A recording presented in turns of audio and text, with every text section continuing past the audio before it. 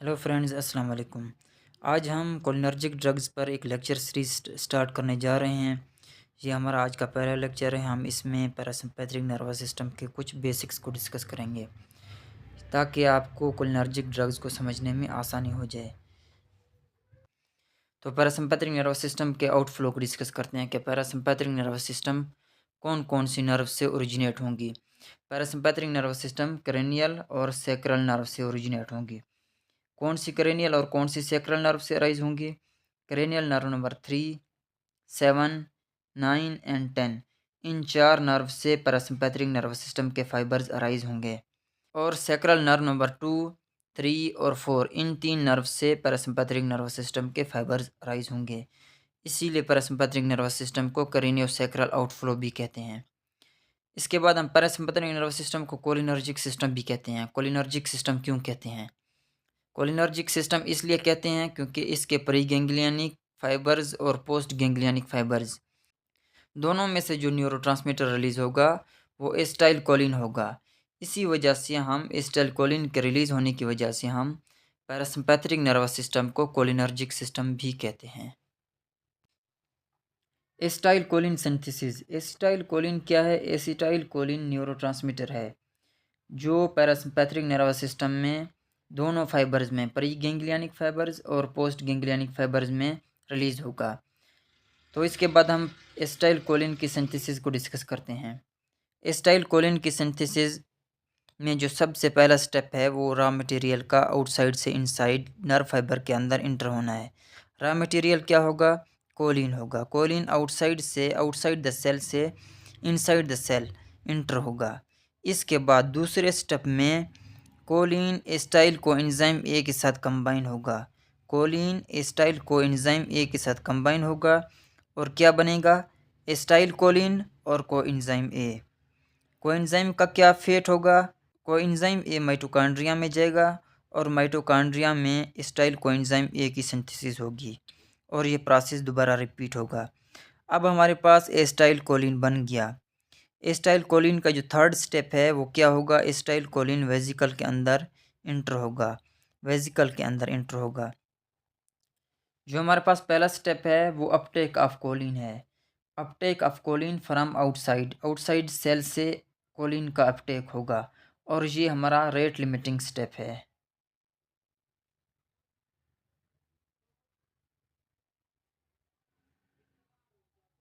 Rate limiting step क्यों है? अगर हम कोलिन की एंट्री को रोक दें सेल के अंदर आने से तो एसिटाइल कोलिन की सिंथेसिस कम हो जाएगी। इसी वजह से हम इसको रेट लिमिटिंग स्टेप भी कहते हैं। दूसरे स्टेप में क्या होगा? कोलिन एसिटाइल कोएंजाइम ए के साथ कंबाइन होगा और एसिटाइल कोलिन और कोएंजाइम ए बनेगा। थर्ड स्टेप में क्या होगा? जो एसिटाइल कोलिन हमारे पास बना था वो वेजिकल के अंदर स्टोर हो जाएगा। Acetyl choline stores in vesicle. Fourth step क्या होगा? फोर्थ स्टेप में जब नर्व इम्पल्स आ जाएगी तो acetyl choline pre synaptic membrane के साथ अटैच होगा और कोलिन को रिलीज कर देगा। फोर्थ स्टेप क्या है? When impulse comes acetyl choline release into synapse. जब इम्पल्स आएगी तो एसिटाइल कोलिन सिनेप्स में रिलीज हो जाएगा। अब हमारे पास एसिटाइल कोलिन सिनेप्स में रिलीज हो गया तो हम जो हमारे पास पोस्ट सिनेप्टिक मेम्ब्रेन है उस पर हमारे पास कोलिनर्जिक रिसेप्टर्स हैं। तो एसिटाइल कोलिन कोलिनर्जिक रिसेप्टर्स पर अटैच होगा। फिफ्थ स्टेप में एसिटाइल कोलिन रिसेप्टर्स पर अटैच होगा। कौन से रिसेप्टर्स पर? कोलिनर्जिक रिसेप्टर्स पर अटैच होगा। Regulation of acetyl choline level in the synapse. हम एसिटाइल कोलिन के लेवल को सिनेप्स में कैसे रेगुलेट कर सकते हैं? एसिटाइल कोलिन की सिंथेसिस को हमने पिछली स्लाइड में डिस्कस कर लिया था, थोड़ा ओवरव्यू कर लेते हैं। फर्स्ट स्टेप में कोलिन इंटर होगा आउटसाइड द सेल से इनसाइड द सेल। दूसरे स्टेप में कोलिन एसिटाइल कोएंजाइम ए के साथ कंबाइन होगा और एसिटाइल कोलिन बनेगा। तीसरे स्टेप में एसिटाइल कोलिन वेजिकल के अंदर स्टोर होगा, स्टोर इन वेजिकल।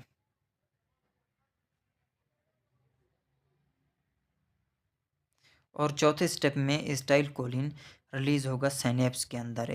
जब नर्व इम्पल्स आएगी तो एसिटाइल कोलिन सिनेप्स में रिलीज हो जाएगा। और जो हमारा फिफ्थ स्टेप है जिसको हमने पिछली स्लाइड में डिस्कस नहीं किया था, जब एसिटाइल कोलिन का लेवल इधर बढ़ जाएगा तो हमने एसिटाइलकोलिन की डिग्रेडेशन भी करनी है। क्योंकि अगर एसिटाइलकोलिन हमेशा हमेशा इधर रहेगा तो ये बहुत सारी कॉम्प्लिकेशंस काज करेगा। तो एसिटाइलकोलिन को हम एसिटाइलकोलिन ईस्टेज की मदद से डिग्रेड कर देंगे, जिसकी वजह से एसिटाइलकोलिन का लेवल डिक्रीज़ हो जाएगा। हमारे पास 4 स्टेप हैं जिसमें हम एसिटाइलकोलिन के लेवल को सिनेप्स में रेगुलेट कर सकते हैं। Step number 1, step number 3, step number 4 and step number 5। Step number 1 में कोलिन इंटर हो रहा था इनसाइड, आउटसाइड से इनसाइड।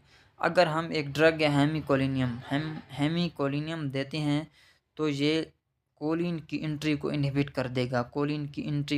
कर देगा, जिसकी वजह से एसिटाइलकोलिन का लेवल डिक्रीज़ हो जाएगा। क्योंकि कोलिन ही नहीं होगा तो एसिटाइलकोलिन नहीं बनेगा और एसिटाइलकोलिन का लेवल सिनेप्स में डिक्रीज़ हो जाएगा।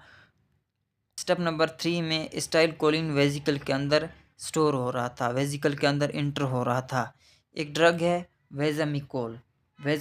अगर हम वेजामिकोल देते हैं तो ये एसिटाइलकोलिन को वेसिकल के अंदर स्टोर नहीं होने देगा, एसिटाइलकोलिन को वेसिकल के अंदर इंटर नहीं होने देगा, जिसकी वजह से एसिटाइलकोलिन का लेवल सिनेप्स में डिक्रीज़ हो जाएगा। स्टेप नंबर 4 में जो एसिटाइलकोलिन का वेसिकल है वो प्री सिनेप्टिक मेम्ब्रेन, ये हमारे पास प्री सिनेप्टिक मेम्ब्रेन है, प्री सिनेप्टिक मेम्ब्रेन है। एसिटाइलकोलिन का वेसिकल प्री सिनेप्टिक मेम्ब्रेन में फ्यूज़ होगा और एसिटाइलकोलिन को रिलीज़ कर देगा। स्टेप नंबर 4 में हमारे पास एक ड्रग है बोट्यूलिनम टॉक्सिन। अगर हम बोट्यूलिनम टॉक्सिन देते हैं तो ये एसिटाइलकोलिन के रिलीज़ को इनहिबिट कर देगा, प्री सिनेप्टिक मेम्ब्रेन में एसिटाइलकोलिन के रिलीज़ को इनहिबिट कर देगा, जिसकी वजह से एसिटाइलकोलिन का सिनेप्स में जो लेवल है वो डिक्रीज़ हो जाएगा। ये तीनों ड्रग्स हेमिकोलिनियम, वेजामिकोल और बोट्यूलिनम टॉक्सिन ये एसिटाइलकोलिन के लेवल को सिनेप्स के अंदर डिक्रीज़ करेंगे, जिसकी वजह से पैरासिम्पैथेटिक एक्शन डिक्रीज़ हो जाएगा। और हमारे पास एक ड्रग है फाइजोस्टिगमीन क्या करेगा, एसिटाइलकोलिन ईस्टेज को इनहिबिट कर देगा। फाइजोस्टिगमीन स्टेप नंबर 5 में एसिटाइलकोलिन ईस्टेज को इनहिबिट कर देगा, जिसकी वजह से एसिटाइलकोलिन की डिग्रेडेशन नहीं होगी और एसिटाइलकोलिन का लेवल सिनेप्स में इंक्रीज़ हो जाएगा। एसिटाइलकोलिन का लेवल जब सिनेप्स में इंक्रीज़ होगा तो हमारे पास पैरासिम्पैथेटिक एक्शन भी इंक्रीज़ होगा।